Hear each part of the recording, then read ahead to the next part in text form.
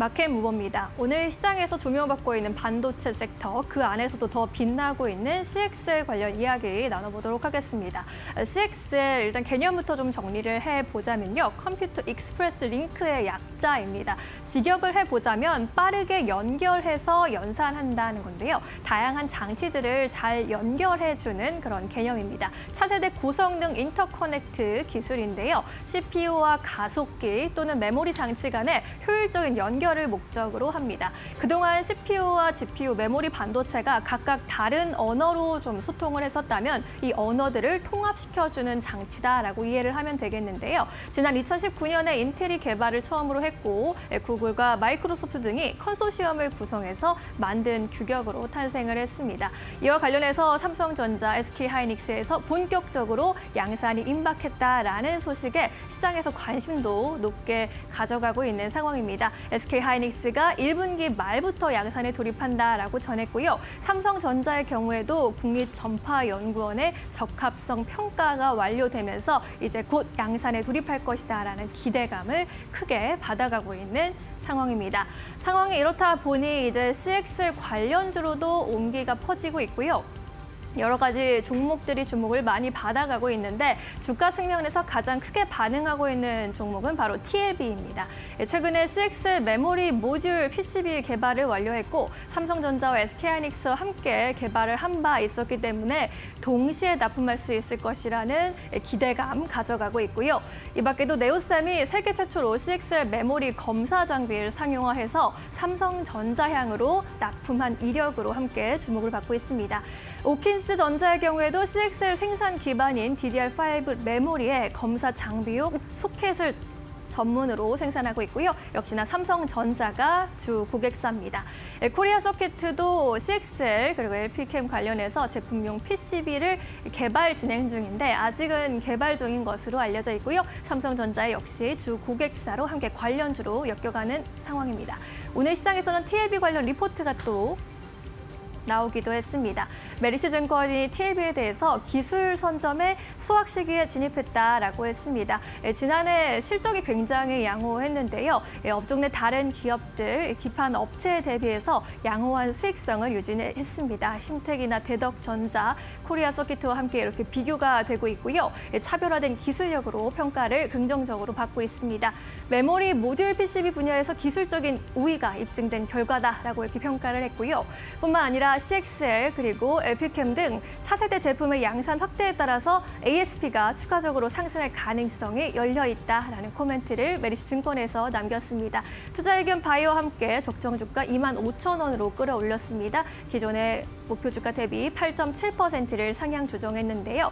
HBM과는 전혀 다른 장치 CXL이지만 시장에서 앞으로의 파급력은 더 클 것으로도 전망이 되고 있으니까요. 함께 주목해 보시면 좋겠습니다.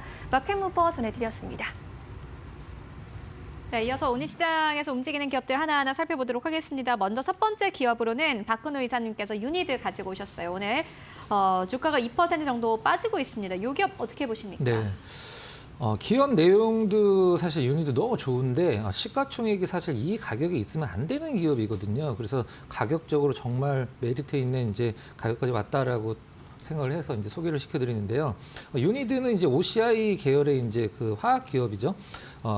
칼륨 우리가 보통 뭐 가성 칼륨 우리가 다른 말로 수산화 칼륨이라고 얘기를 하는데 탄산 칼륨 이렇게 칼륨자 들어가는 거는 우리나라에서 만드는 기업이 유니드 하나밖에 없고 글로벌적으로도 거의 탑 플레이어거든요.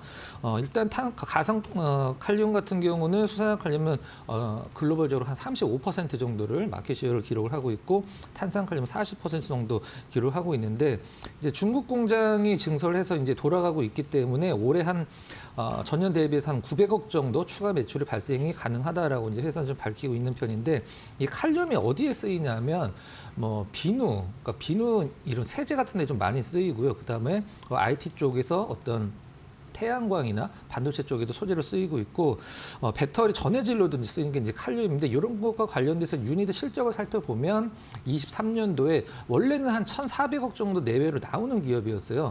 영업이익이. 근데 시가총액이 지금 한 5천억 조금 넘는데 23년도에 안 좋았고 24년도에 작년이죠. 한 1,000억 내외 정도 나와서 이제 실적이 다시 턴어라운드 하고 있는 상황인데 중요한 것은 물론 우리나라 기업들이 내부적으로 현금을 얼마를 갖고 있느냐는 사실 시가총액 그렇게 플러스 알파 요인이 아니긴 합니다만은 시가총액 5천억 내외의 현금 자산 한 1,800억 정도 갖고 있으면 싸도 좀 너무 싸죠. 영업이익도 잘 붙고 그다음에 최근에 이제 그 일론 머스크 관련돼서 탄소 포집도 이제 서서히 주목을 받고 있는데 이 칼륨이 탄소 포집과 관련돼서 가장 필요한 물질 중에 하나거든요. 그렇기 때문에 유니드 정리를 하면은 올해 이제 중국 공장 돌아가서 매출 늘어나고 일단 영업이익 정상화되고 탄소 포집 그다음에 기업적으로 굉장히 매력적인 어떤 가격까지 좀 내려왔다. 이렇게 해서 유니드 소개를 좀 시켜드렸습니다.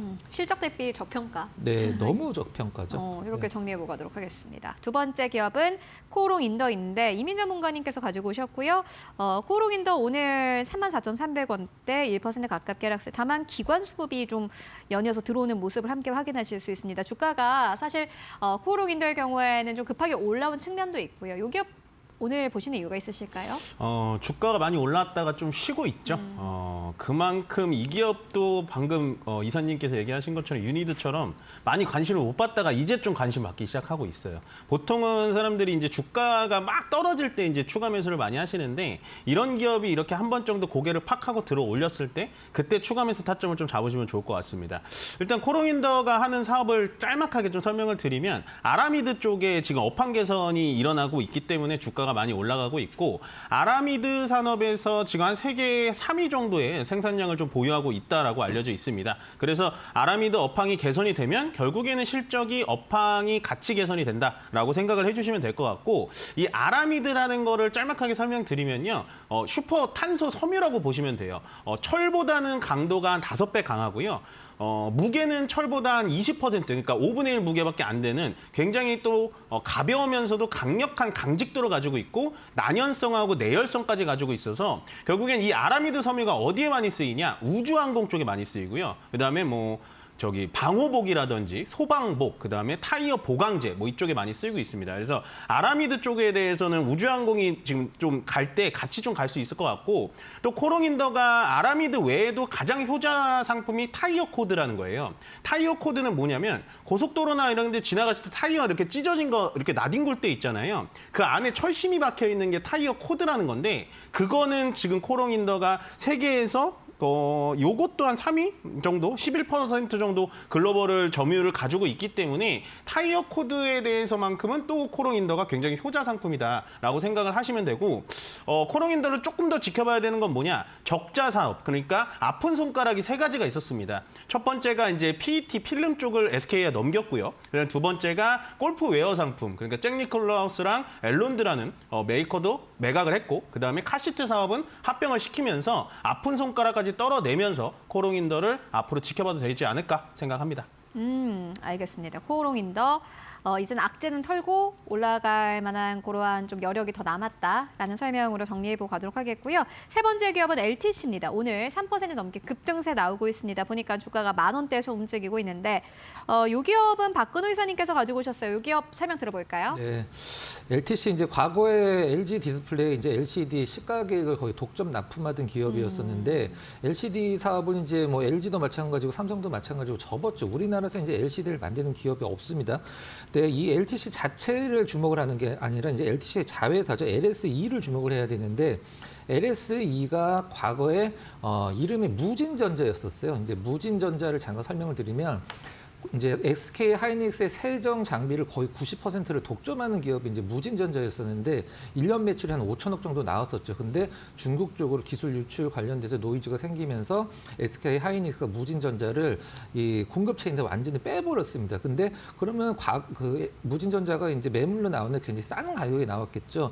그래서 LTC가 그 무진전자를 인수를 해서 LSE라고 이제 이름을 바꿨는데 중요한 거는 그 LCT가 이제 HBM 관련해서 밸류 체인에 속하는 이유가 바로 이 무진전자 때문이거든요. SK 하이닉스의 세정 장비를 거의 독점으로 공급을 했던 기업이기 때문에 그럼 여기서 하나 체크해야 될 것은 하이닉스가 이 무진전자 이제 지금 LSE와 다시 공급 계약을 맺고 있느냐가 중요한데 기사들을 검색을 해보고 공시를 보면은 지금 현재 LSE가 과거 무진전자가 하이닉스 쪽에 다시 어떤 계약을 하고 있는 게 이제 보이거든요. 워낙에 그쪽 관련돼서 이제 하이닉스 관계가 깊었기 때문에 LTC 이제 정리를 해드리면 과거에 이제 LCD 시가격 기업이 아니라 HBM 밸류체인에서 하이닉스의 세정 장비 쪽으로 모멘텀이 좀 생기고 있다. 이렇게 보시면 될 것 같습니다. 네, 알겠습니다. LTC 여전히 상승 모멘텀이 있다. 이렇게 정리를 해보고 가도록 하겠고요.